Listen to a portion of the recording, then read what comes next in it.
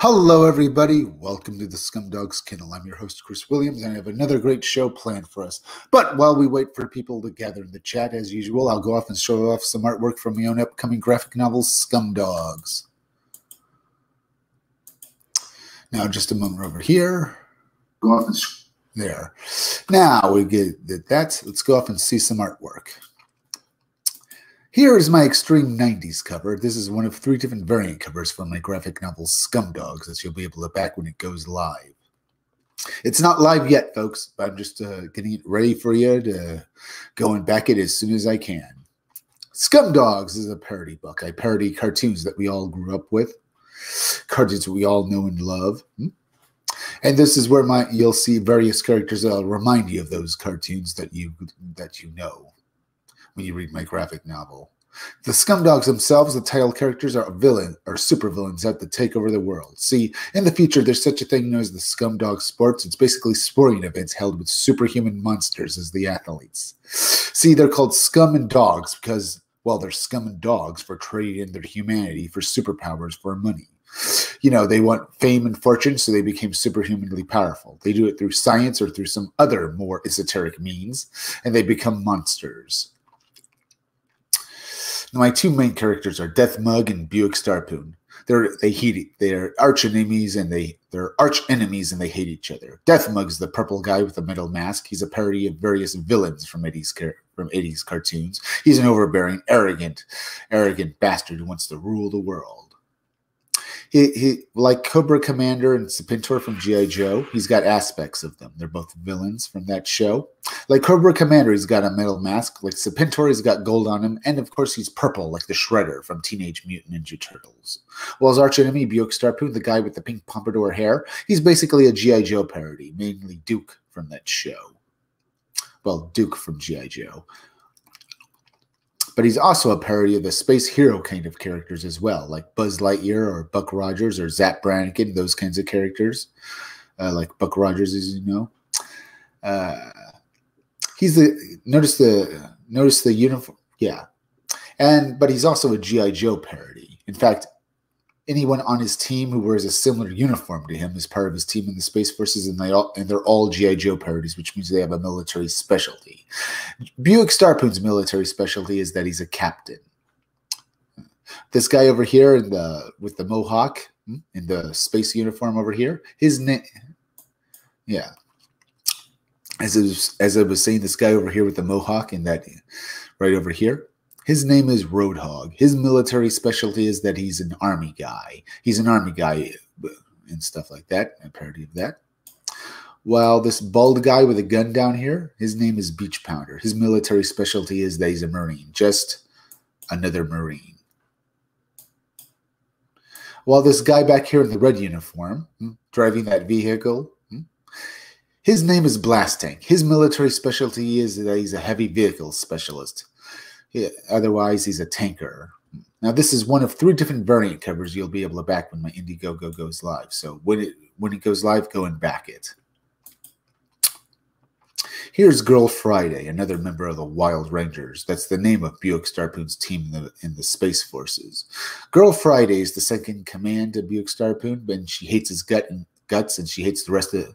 She hates him a lot, mainly because she was assigned to the Wild Rangers because her superiors in the Space Forces, they were afraid that Buick Starpoon was going to continue destroying stuff along with his team and the Wild Rangers, because the lawsuits they were getting were so immense that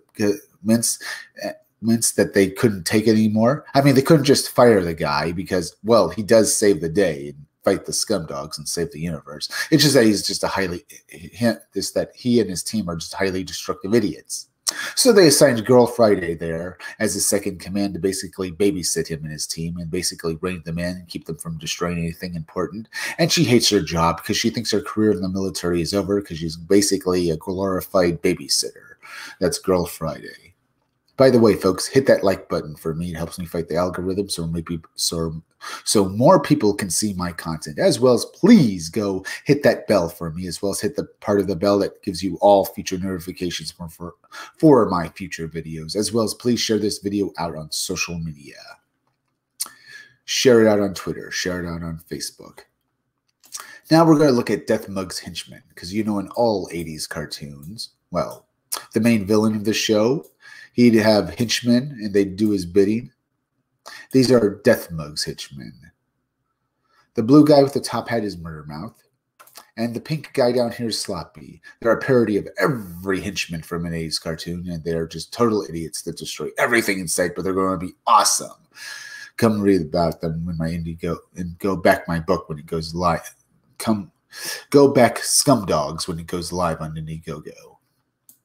Here we have Hair Metal Doctor. Hair Metal Doctor is a parody of Dr. Mindbender from G.I. Joe, a mad scientist. But my mad scientist here has been crossed over with a hair metal musician.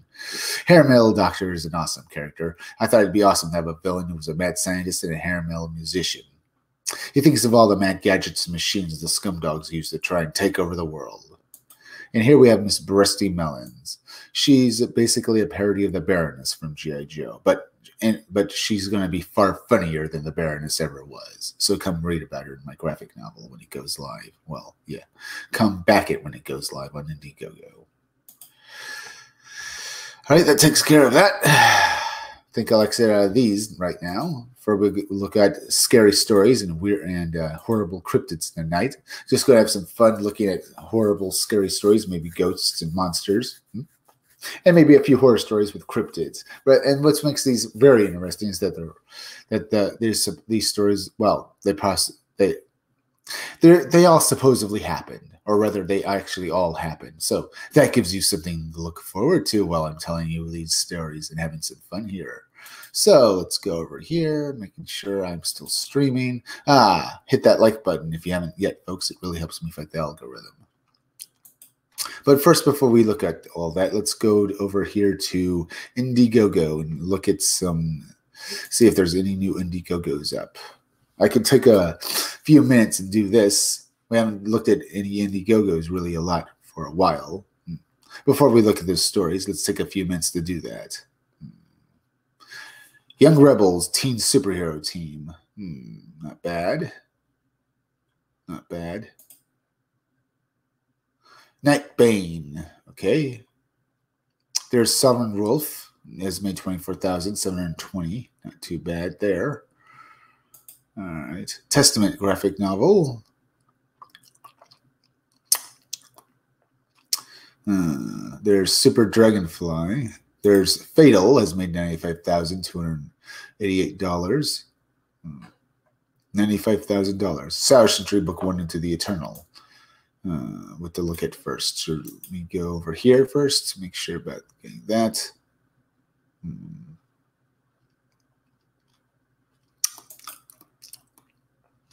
Okay, let's have some fun and look at some Indiegogos where we look at some things supernatural.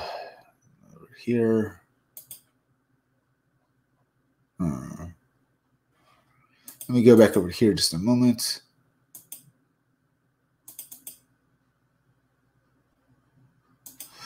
Do this. There's Graham Nolan's Stitch New. Should we look at that first? There's Stomp 2 comic book, 48 pages, made 5,640. That's good right there. Let's see. We should look at this.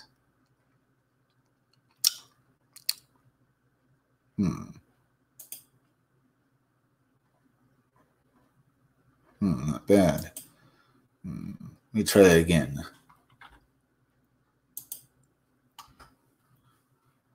All right.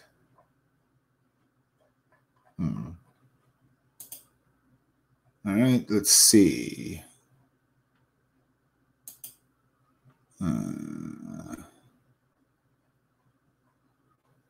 Let's see down here. All right, let's go back up here.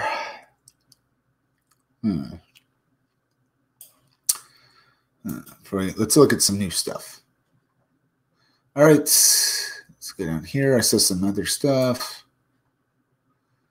Let's see.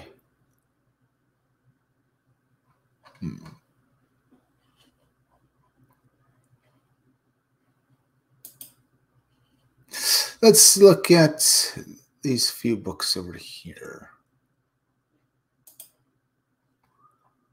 Huh.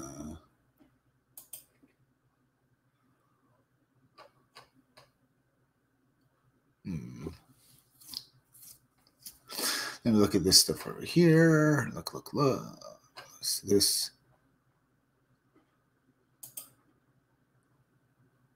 Dragon Rage. There's that.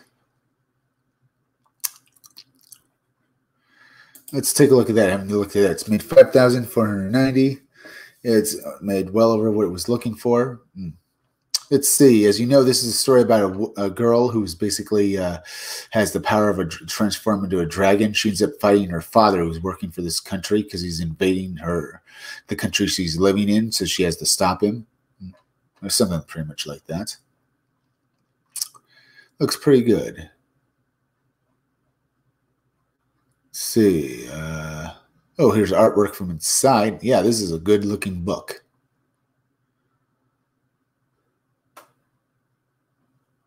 Story. Nuri was an orphan, a little servant for the kingdom of Blackcliff. Now she's a young woman adjusting to a more comfortable lifestyle as a weapon of the monarchy. And she has the mental illness haircut, sadly. But the surrounding kingdoms don't want to live in the shadow of a dragon. When Nuri begins to learn the truth about her past, she believes she may be a danger to the very people she's trying to protect. Second chance. Yep, this is the second chance on this campaign, and it's made quite a bit of money. It's got 8 days left. Let's go look at this trailer.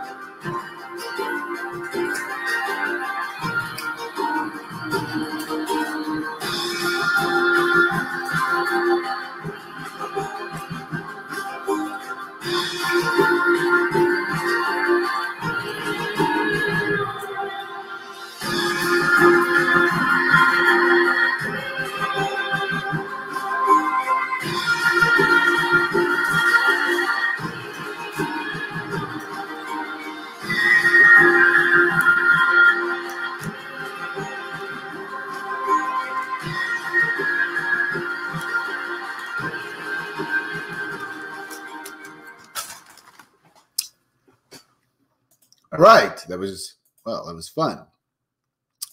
That was Dragon Rage. You can go back it on Indiegogo. You can back it for, David Finch cover, $25. You have other covers that are $20 as well. Exclusive Sin cover, $25. Other covers look pretty good. Another Sing. We'll have another Jess cover with $25 as well. You can also get a bunch of packs where you get a bunch of different covers all together. This book looks good. It looks like it's some great artwork. It is good. Let's go over here. Let me go over here, stuff like that. See if anyone's watching us. I only hit 2 likes. Hit that like button if you have not yet, folks. It really helps me fight the algorithm. I'm going to start looking at some weird stuff very soon. Yeah, looking at monster stuff like that. Just taking a moment here.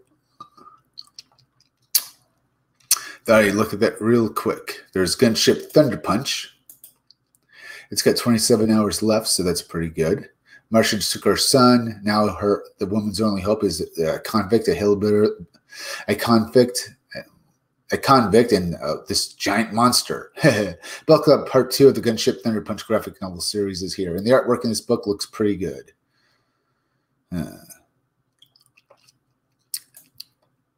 Oh, it looks very good. You can back this book for book 2 cover for $25. Book 1 and 2, $50. Not bad. Book 2 Robert Eckens cover, $25. Book 2 Prince, not bad. Yeah, good price for these books. That's Gunship Thunder Punch Book 2. You can back it for $25 on Indiegogo. Looks pretty good. Now I looked at this stuff. Let's go maybe look at some monsters and horror stuff. They're the other UFO waves and stuff like that. I can get that in a moment. Let me go over here.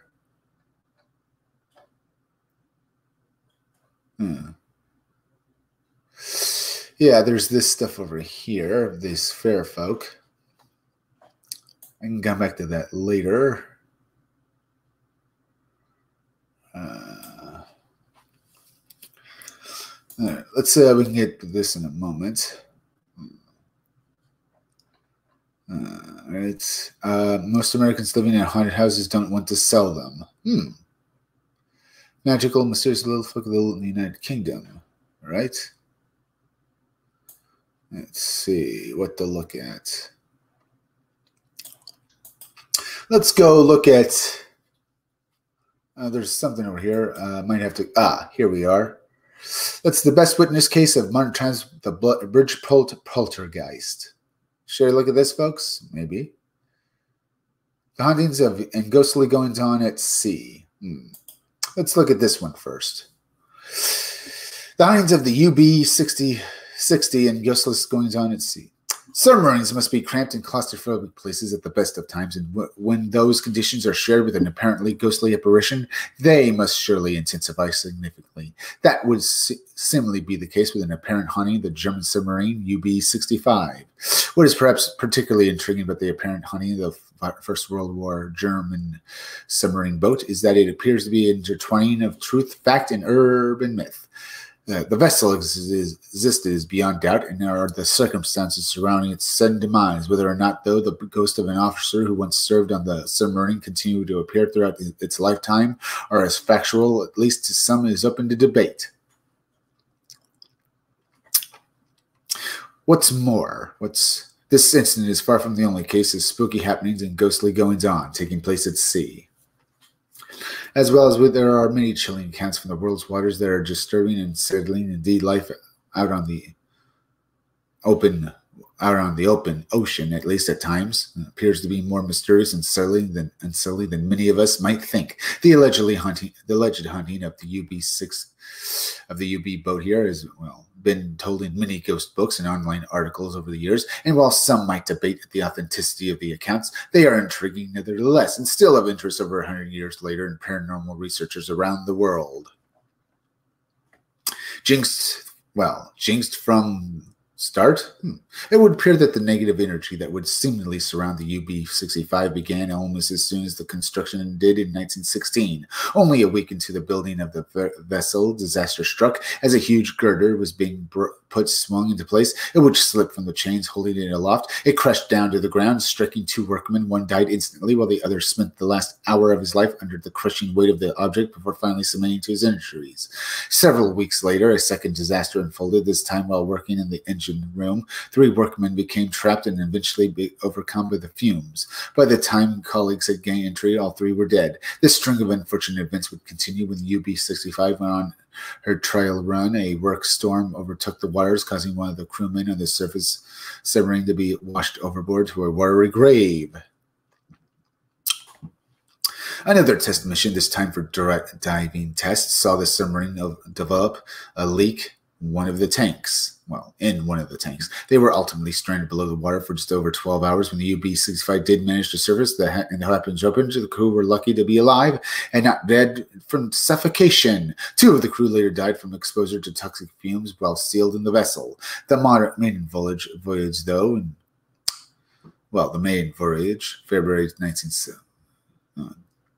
maiden voyage, February 1917, at least from the return journey of it, was perhaps the most horrendous and quite possibly the start of several strange sightings over the coming year. As members of the crew were loading torpedoes for the upcoming patrol, one of the warheads exploded. The second officer, Lieutenant Richter, killed in the blast, along with 8 other crew members. Needless to say, the submarine had to return back to the junkyard for extensive repairs. Strange sightings began almost immediately. The strange happenings that would see began almost straight away. Following the explosion, the UB-65 was being brought back to the dock. For example, one of the seamen involved claimed he had seen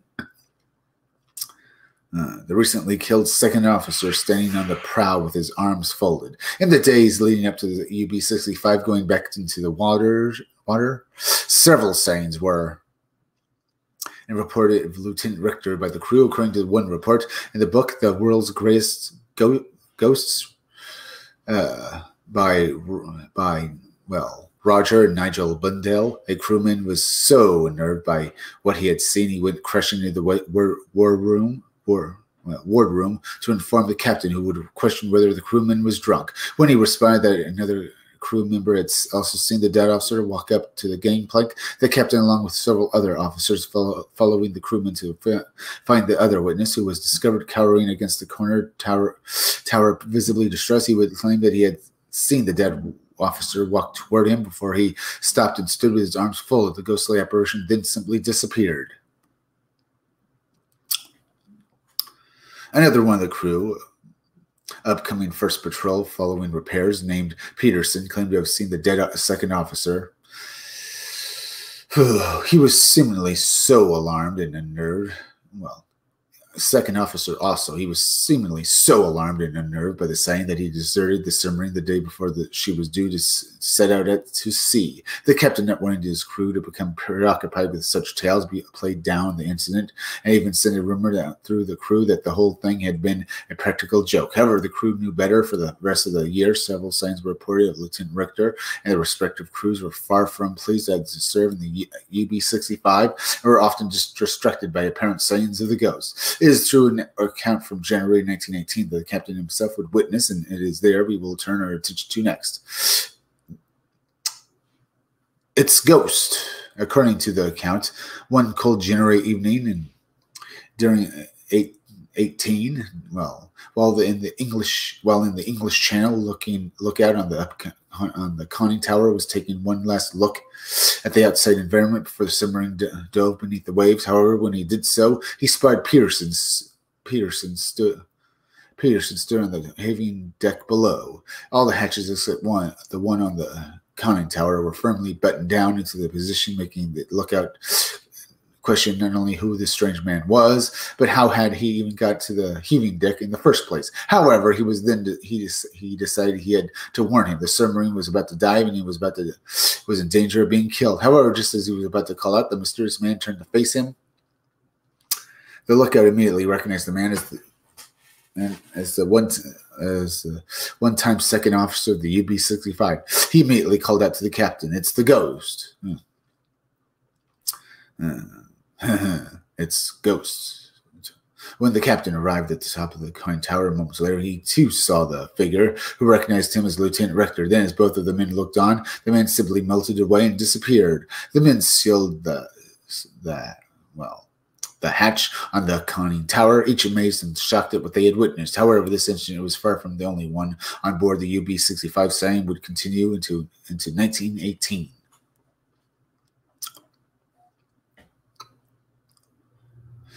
February, for example, following their docking at Bruges after a patrol of the Dover Straits. By the way, British aircraft launched a surprise attack on the UB-65. During the assault, a piece of flying shrapnel decapitated the captain, leaving his headless corpse on the deck of the vessel. According to some reports, that same evening, several crew and officers witnessed the famous second officer stood over the canvas shroud of the dead captain. During its time in Bruges, the German military would order an exorcism of the vessel in the hopes of quashing the increasing fear of the strange appearances that were sweeping through respective crews. May 1918. By the way, folks, hit that like button for me, as well as please go hit that bell and make sure to get all notifications for my upcoming videos as well. Hit the part that do that and stuff. Get all future notifications for my upcoming videos, as well as please go share this video on social media. Let's see. With the UB-65 off the coast of Spain, several more sightings of Lieutenant Richter were reported. One crewman claimed to have seen a ghostly apparition walk into the torpedo room. However, when he failed to come out of it a short time later, the crewman looked inside the room to find nobody there. We might recall that, at least according to the legends, Lieutenant Richter died in an explosion in the torpedo room.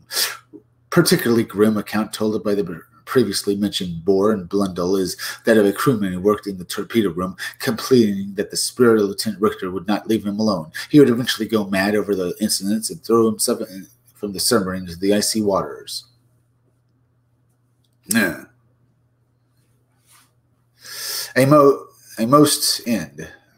a mysterious end, a most end. For all the bad luck and strange happenings the UB-65 experienced, it did manage to avoid the Allied attack for the majority of its service. It was until 10th of July, 1918. 18 when the U-boat's life came to an explosive end, literally. There are, as we might imagine, several slightly different versions of the final mission of the UB-65. The most often told version, and perhaps the most accurate, was that the UB-65, spotted by an American submarine somewhere off the coast of Ireland, traveling on the surface of the water, they quickly got themselves into position and were about to launch a torpedo at the German U-boat. However, before they could, a tremendous, oh yeah, I heard about this, before they could, unbelievable explosion came from inside the UB-65, causing it to drop to the bottom of the water. Yeah, I've heard about this story. Wow. Bottom of the water. Another account tells of an American, what can I say? That is, wow. To the bottom of the water. Another account tells of an American destroyer spotting the U-boat seemingly drifting and disappearing to have been abandoned. Even stranger, a ghostly figure was reported by several of the American sailors. Having appeared on the deck of the vessel, suddenly a huge explosion ripped the UB-65 apart and sending it to the bottom of the seabed. However, before it disappeared, the ghostly figure was again seen standing on the wreckage.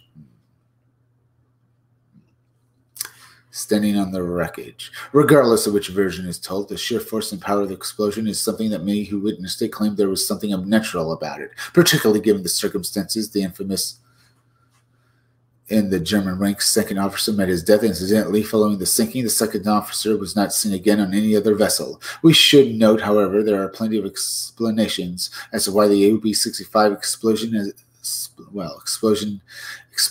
stuff. A genuine haunting tell of a case of urban, people talking and stuff. So why was the UB-65 haunted, as the legends persist? Over 100 years after it sank to the bottom of the English Channel in 1918, or might it the account of nothing more than paranoia that has morphed into, legend over the years? It is important to note that we should not get the UB-65 mixed in with the U-65, something done by some researchers, which was a completely different German U-boat, even though it operated the same time. The UB-65 is a very real vessel, and the strange accounts that happened both during the construction and the test runs were also very real. Whether the reports of the dead second officer are also real or not is perhaps open to debate. Perhaps the fact that many rumors swirl around among the ranks of the German Navy should alert us to the fact that, at the very least, the crewmen believed some of their ranks were seeing something out of the ordinary. If we turn our attention to the almighty explosion that caused the end of the UB-65, there have been several explanations offered. Perhaps the most likely is that something very similar to the explosion on the test runs that killed the famous second officer occurred. That the huge explosion happened, however, is beyond doubt, as dictated in the war records of the United States. Furthermore, the wreckage was discovered in the early 2000s and remains with protected status on the bottom of the seabed. While there is undoubtedly an element of slightly changed tellings, on board the UB-65 in a definite attempt to place some kind of supernatural element to the U-boat's end, the alleged paranormal account of the German submarine are ones that continue to fascinate researchers today, and most likely unnerve at least some of those who have served on such vessels in our contemporary era. Ghostly tales from the other ocean waves. While the apparent jinx UB-65 submarine is an intriguing set of accounts, they are far from the only ones that tell of spooky happenings in the ocean waves. Example, in 1959, a decade and a half after the end of the Second World War, two boats on the water of the coast of Devon noticed a ship seemingly in difficulty on the stormy waters. As they approached, they noticed that the ship was flying across, signaling it was part of the Free French forces. The two boats continued on toward the ship before a sudden wave temporarily obscured their view. However, when the waters sailed again a second or two later, the French ship had seemingly vanished. Several years before it was the mysterious discovery of the abandoned yacht, the MV Joyetta, a case we have examined in depth before. However, one little known detail of the case was an apparent mysterious dark ship, seemingly by bygone age that was witnessed following the yacht ventured out of its ill-fated journey. We might also note that the apparent sightings of the ghost of Grace Darling, who was a national hero of sorts. Ghost of Grace Darling, who was a national hero of sorts, following a daring rescue mission with her father when they rescued 9 survivors of the wreckage of in 1838 for 4 years before her death in consumption, 1976. 2 lighthouse keepers claim to have seen her ghost in the different places of Longshore Lighthouse on the Frone Islands.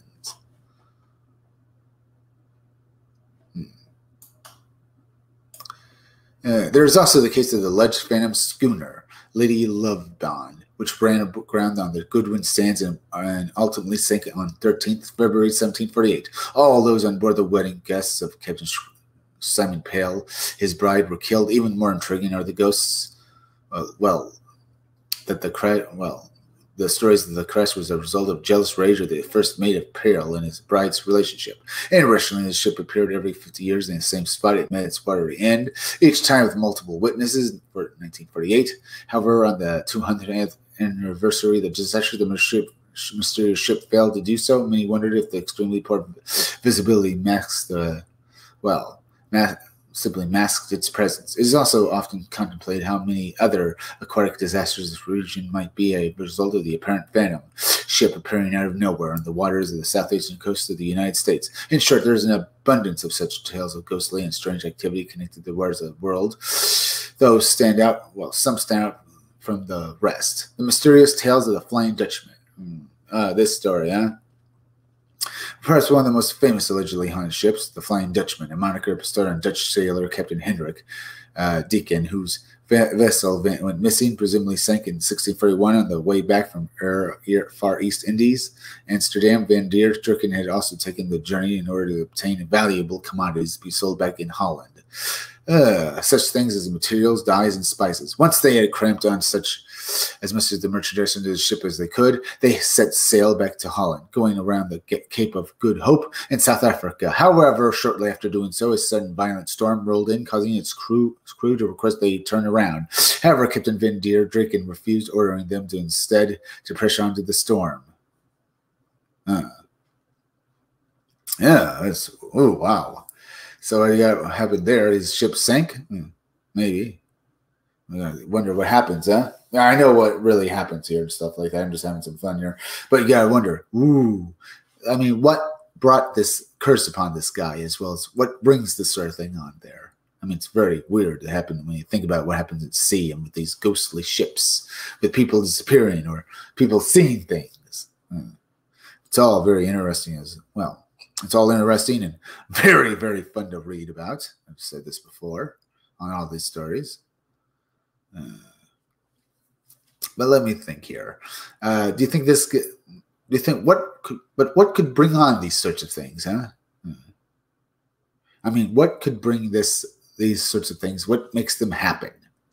Yeah, I wonder about that once in a while, huh? This is before I continue. Let me say these things before I continue. I want to say these things right now. You gotta wonder what brings on these things. What brings ghosts back and makes them want to be on ships like this?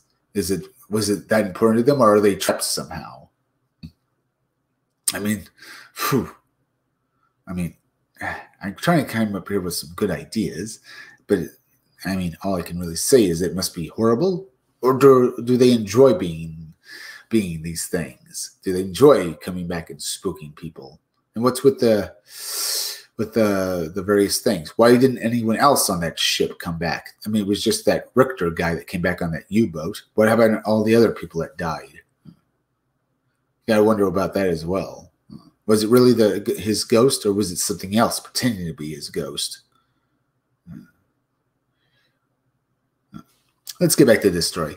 As they did so, the high winds began to shred the sails, while water from the waves crashed against the ship and spilled onto the deck. Well, spilled, huh? Onto the deck. Spilled the deck. Exactly what happened after this is not fully known.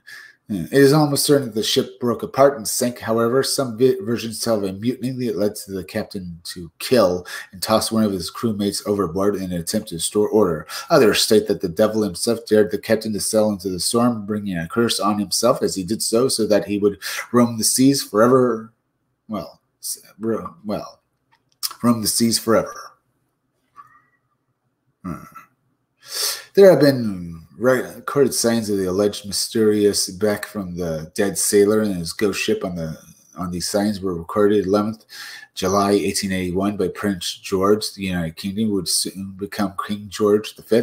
While on board the Inconstant of the Australian coast, he would write that at 4 a.m. the Flying Dutchman crossed our bows. She emitted a strange fluorescent light of a phantom ship all aglow, midst of which light the masts, spars, and sails of a brig 200 yards distant stood out in a strong relief.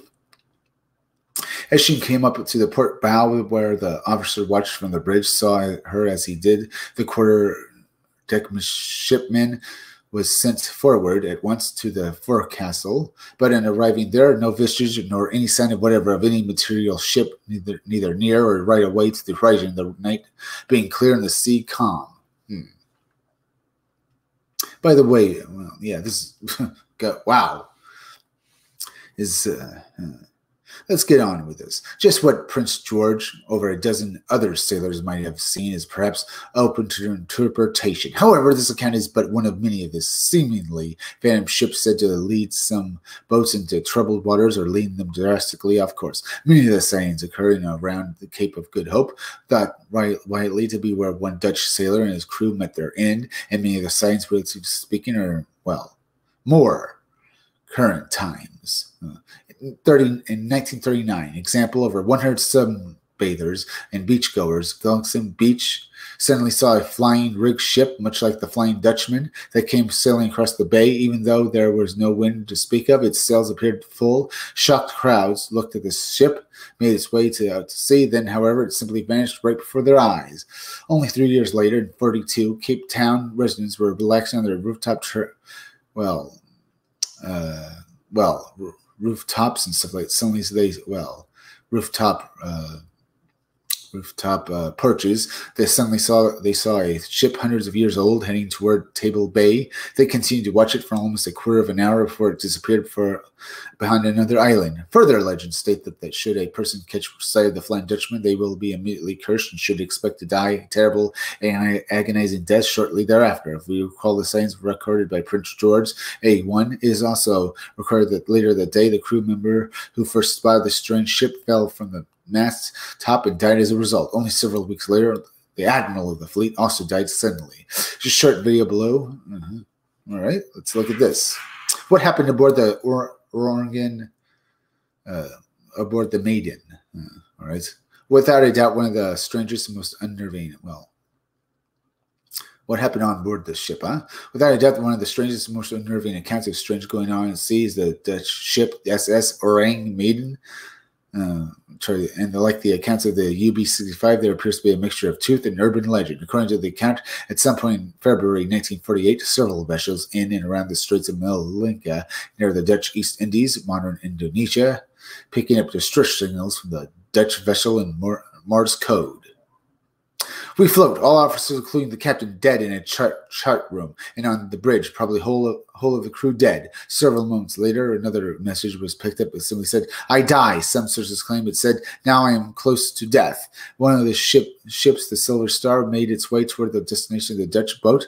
Arriving there approximately 3 hours, first hearing the distress calls, while the crewmen would later state that sharks were surging around the hull in the waters below. He would elaborate that it was as if they knew there was death aboard. When crewmen of the Silver Star did board in Dutch freighter, they discovered dead bodies laying in various areas of the ship, even the corpse.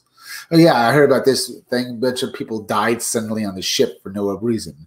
The dog was discovered, its face frozen in a vicious snarl. Yeah, face frozen in a vicious snarl. This could have been something to do with aliens or maybe cryptids as well, folks. Just like, so we have this, basically go with the thing here. Very sorry what happened here. No one knows what happened to these people. These guys went to this ship that after they, well, These guys went to the ship that they were trying to save and stuff. They went on board the ship. They found everyone on board the ship dead for some odd reason. No one was alive. Very horrifying. What's more disturbing, though, was the posture and positioning of many of the bodies. Many were seemingly looking up at the sky. Yeah, they saw aliens. Well, yeah, they saw aliens at the time of their death, and what's more, whatever they were looking at must have frightened them severely, judging by the look of terror seemingly frozen into their faces and their eyes. Some of the dead even had their arms pointed upwards at some unknown terror in the sky. There were no obvious signs of injuries discovered on any of the crew, meaning the actual cause of death perplexed those who made the grim finds. Perhaps more alarming, however, was a sudden fire that broke out as the crewmen were making attempts to tow the ship back to land, knowing they wouldn't be able to tackle the blaze. They quickly made their way back to their own vessel and cut the tow line. Moments later, the stricken ship exploded. The official investigation of the death of the crew on board the rules it was a cause of death by misadventure. However, ultimately, the mystery of what just caused, well, all of those on board remains unsolved. The ghostly swimmer was the SS Waterdown. 2 decades before the mystifying ship that basically, another ship blew up. Another strange case of apparitions at sea is recorded, and this one appears to have photographic evidence to corroborate it. On 1st December, on the 1st of 1929, some sources, point to a different dates such as 1924 and 1927 aboard the oil tanker Watertown. Yeah. So there are different dates for this as well. That's very weird as well. 1924 and 1927 aboard the oil tanker Watertown on its way to Panama. California, James Courtney and Michael were overcome by toxic fumes while working below the deck. The following day, it was buried at sea. The work they were performing, scrubbing out an empty cargo tank, was often given as punishment for causing unrest or some other minor indiscretion, although there was nothing recorded anywhere to just suggest this was the case. When their bodies were discovered several hours later, Courtney was found lying over Meehan, suggesting that Meehan had become unwell first, and his shipmate was attempting to drag him to the access ladder before he himself collapsed. At a little after 1 p.m., the ship's doctor, Dr. Henry Curtin, would pronounce each man dead as a result of asphyxiation. However, only 3 days after the weighted bodies began their journey to the seabed, a crewman reported that he had witnessed the 2 men swimming in the waters on the port side of the ship. The sailor would later state that they remained in the water for about 10 seconds and then faded. Dr. Curtin's own notes state that the several further signs that 2 men were recorded over the following days, almost as if they were keeping pace with the ship. What's more, everyone on board the ship, including the captain, witnessed the strange appearance of all, confirmed they were definitely Courtney and the other man. When they docked in New Orleans several days later, Captain Keith Tracy would report that both the deaths of the 2 sailors and the strange appearance that all on board had, witnessing to his employees, the city's, the Employees Service Corporation. As we might expect, Tracy was subject to several jokes and jabs before essentially being told to purchase a camera and capture photographs of the 2 dead sailors as proof if they appeared on the next part of their journey. He did, and they did. Once on the open waters, the 2 sailors did indeed appear beside the Watertown again. In the port side, they took 6 photographs in total before. Let's take a look at this. Whoa.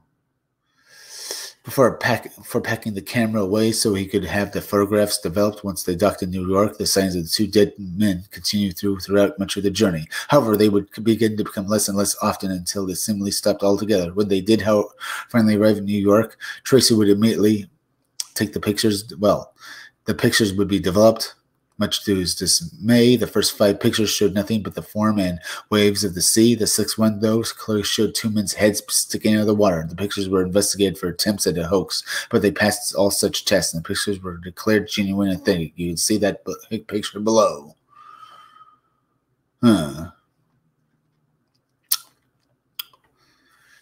The account would stay mostly within the ranks of City Services Company for the better part of a decade. However, eventually it came to the attention of investigators and journalists, and an investigation was carried out and reported on in the shipping industry magazine, East Coast Journal. Short, given that the picture claimed to have showed the two dead sailors was taken in the 1920s, it would have been a lot more difficult to fake such a photograph.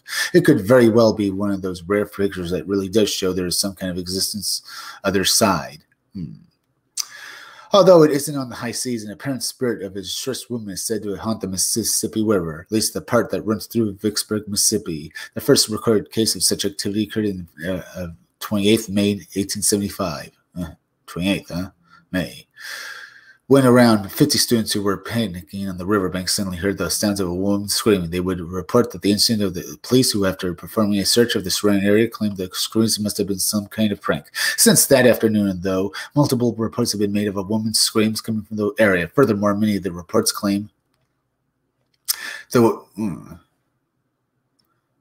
woman speaks aloud, saying, "Help me in the name of God, and the men are hurting me." This is normally spoken in French, despite the intense paranormal investigators and occasional investigations by local law enforcement. The origins of the voice, as well as what the words might mean, remain unknown. Some of the locals, however, especially in the fishing and riverbank communities, believe that they know what the women's screams represent. All right. According to the most versions, the haunting screams originate from an incident that took place in June 1874, and just short of a year before people began hearing them. Particular day, the riverboat Iron Mountain sailed from Vicksburg on its way to New Orleans. On board of 57 passengers, the boat was towing several barges. However, at some point shortly after setting off, as the riverboat turned around a bend in the river, she simply appeared to vanish into thin air. The barges were found floating in the water a short time later, the tow line having been cut loose. This is something that this might be another alien abduction case right here. Wow. An entire ship, huh? The tow line, this might be done in an emergency. However, no such emergency was reported. What's more, no sign of the boat ever surfaced. Interestingly, records show that several of the female passengers, that they were indeed French.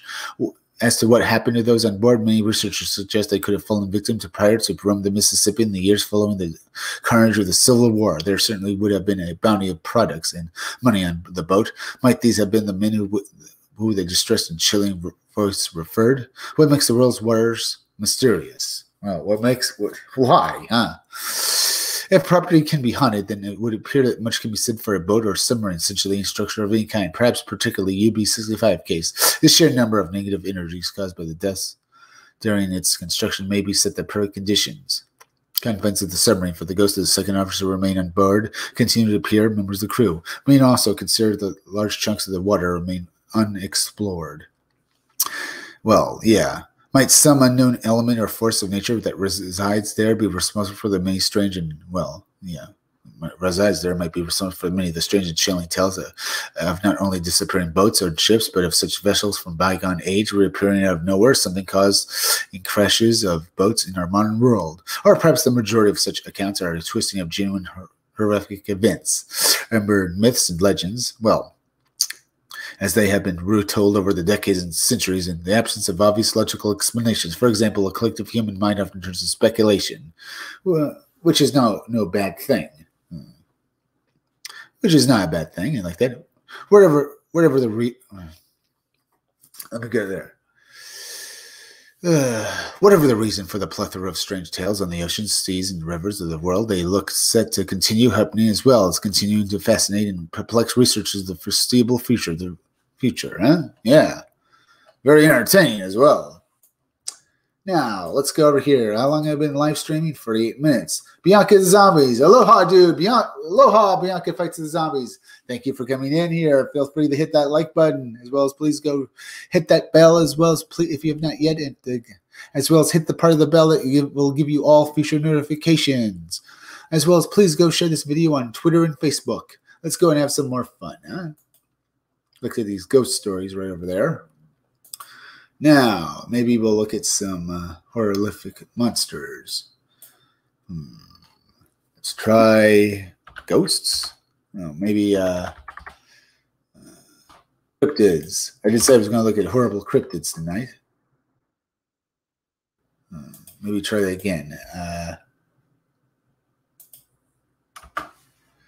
Maybe do fear and cryptids. To bring up a few stories like that.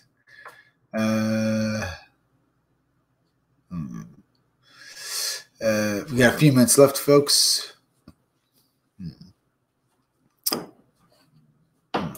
Probably won't be able to finish a whole article of it, stuff like that, but I can try finding maybe look at a few mysterious tales of explorers encounters with bizarre and unexplained creatures. Okay, let's look at this. Humankind has always had the drive for exploration. I probably won't finish this whole article. I'll just read a bit of it. To reach further of the next hill, toward the next horizon, to push into the uncharted areas of our world and beyond. It seems only natural that the intrepid explorers, the first step foot into new unexplored realms, are strange to civilizations, should come across things no one has ever seen before. To come across creatures that seemingly should only have the wilds of imagination. Very often these adventures are not particularly named for the totally outlandish, but sometimes the weird manages to find them all the strange. Here we'll look at some cases of early explorers penetrating the new dark domains and encountering things from beyond our understanding.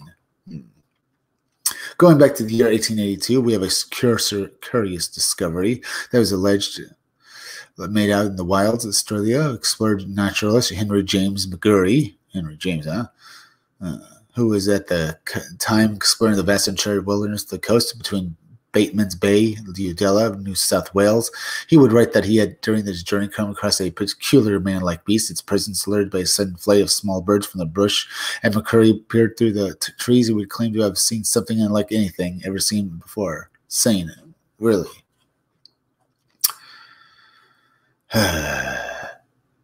When I first beheld the animal, it was standing on its hind legs, particularly upright, looking up at the birds above it, and the bushes blinking its eyes and stirring its fishes and making a loud chattering kind of noise, far being above of the animal on a slight elevation just in front, less than a chain. I had this ample opportunity of noting its size and general appearance. I should think that if it were standing perfectly upright, it would nearly be 5 feet high. It was tailless and covered with very long black hair, which was of a dirty red or snuff color.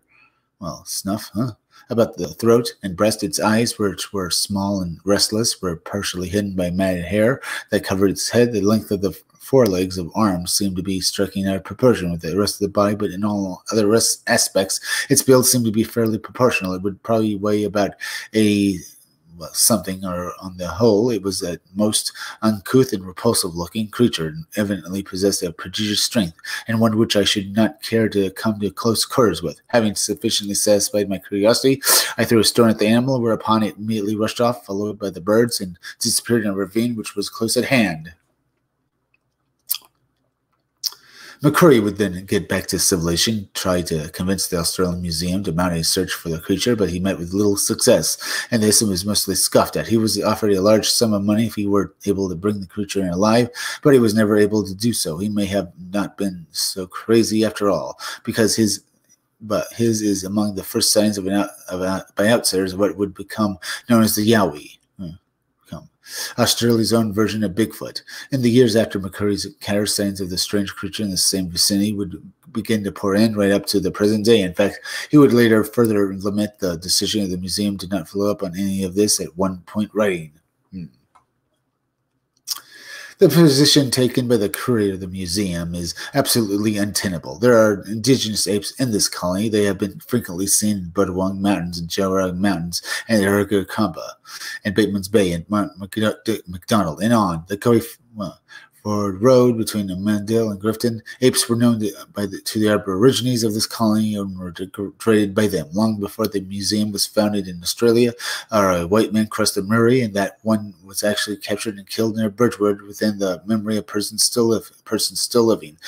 Whatever did or didn't see, there can be no denying that the Yowie is one of Australia's best-known cryptids and is still a remarkable historical account of the 20th century. We have many supposed accounts from the region of South America, which at the time had vast expanses of largely unexplored, nearly impenetrable wilderness that might as well have been the surface of some alien world. One early explorer of South America who wrote of actual possible living dinosaurs in the regions was a German with the name of French Hermann. In October 1907, was exploring this inhospitable Peruvian interior along with the Captain Rudolph Pilfing and some native guides. Coming to a thickly forested valley, they claimed they found an area along the Salamis River that was oddly devoid of any water animals, such as alligators and aquatic snakes, or indeed any life at all, and they came across some unusual massive footprints in the mud. The guides reportedly became quite upset and agitated at this discovery and warned them to head back, but they apparently camped out there anyway. The next day, fresh mysterious tracks were reportedly found along the river near the camp. Announced that he had decided that he was going to follow them to see where they led. Shortly after this, there was a commotion in the jungle as the monkeys and birds screamed and shrieked, and a large dark shape crashed about in the bush, which was sent one of the spooked guides scurrying for safety in one of the canoes. Smith would write of the incident. One of the excited Indians began to paddle the boat away from the shore, and before we could stop him, we were 100 feet from the waterline. Now we could see nothing, and the Indians are absolutely refused to put it in again. While neither Puffy nor myself cared to lay down our rifles, the paddle there was a great moving of plants, and a sound like a heavy slaps of great paddle, mingled with the cries of some of the monkeys moving rapidly from the lake. For a full 10 minutes there was silence, then the green growth began to stir again, and coming back to the lake we beheld the frightful monster that I shall now describe. The head appeared over bushes, 10 feet tall, over bushes. It was about the size of a beer keg, and it was shaped like that of a taper, like that of if the snout was used for pulling things or taking hold of them, the eyes were small and dull and set in like those of an alligator. The eyes were small and dull and set like those of an alligator.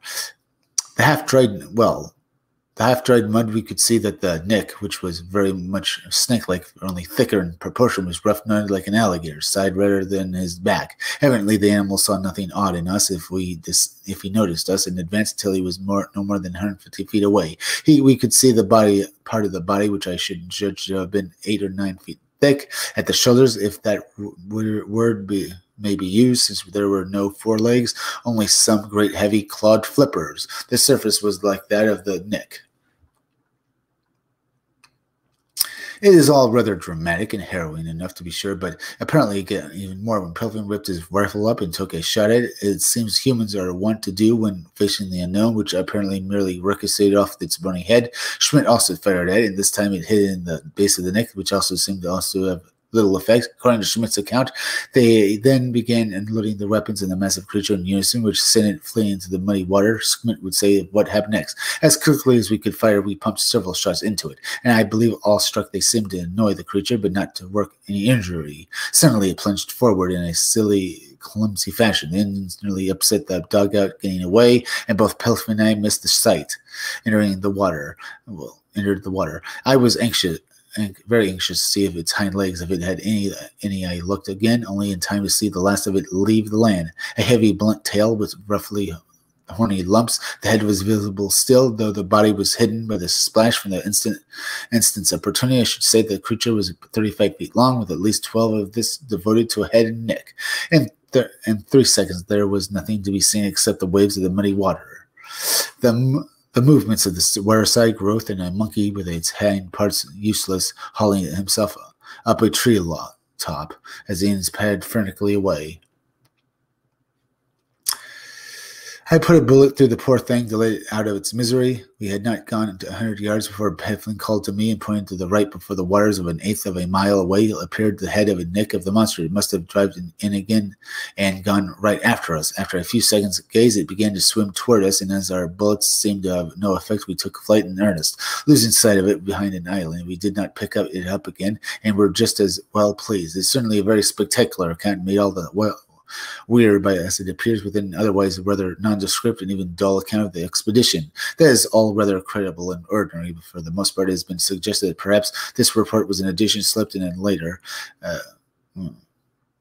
Smith made up the story, leaving things up there, but there is no way to tell. It remains another just lost historical account buried in a forgotten explorer's notes, with no way of checking its veracity and forever to linger in the realm of speculation. Also from the wilds of South America. All right.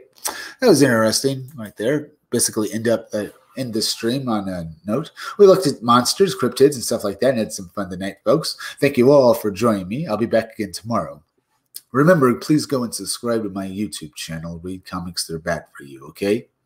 There's misspelled. It's THRE. Make sure you're still subscribed. Hit that bell as well as hit the part of the bell that gives you all future notifications. Leave some comments down below because I love to hear from you guys, as well as please share this video on social media. And remember, hit that like button. It helps me fight the algorithm, as well as share this video on social media. Share it on Twitter. Share it on Facebook. Share it on Gab. Well, share it on Twitter and Facebook. And remember, folks, also please go over to Rumble and subscribe to my Rumble channel. Okay? It's under the name Comic Freak. Just go to rumble.com, search out Comic Freak, and subscribe to my channel. As well as please go over to BitChute and subscribe to my BitChute channel. It's also under the name Comic Freak.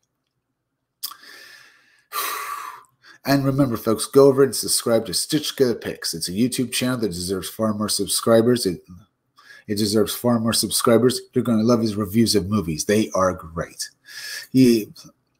Let's see. Stitch Together Picks is a great YouTube channel. You're going to love his reviews of movies. They are just great. He plays this character that's so much fun. In fact, it's his character that split multiple personalities, so you're getting a whole bunch of characters, even though it's only one guy playing it. So go and subscribe to Stitch Together Picks, as well as go over and subscribe to Creepy Little Book. Creepy Little Book is like the Art Bell radio show. He releases small videos talking about high strangeness, but he also does live streams every night. On weekdays, he live streams at 12:30 a.m. and on weekends, he live streams at 10 o'clock p.m. and 3 o'clock a.m. So go and subscribe to Creepy Little Book. He talks about aliens and ghosts. You're going to learn so much when you would hear his live streams. So go and subscribe to Creepy Little Book. As well as please go and see what else. Remember, folks, I'll be back again tomorrow around 5 o'clock or 6 o'clock, 8 or whenever for another live stream. So be sure to come back again then. I'm Chris Williams from the Scumdogs Kennel. Thank you all for joining me.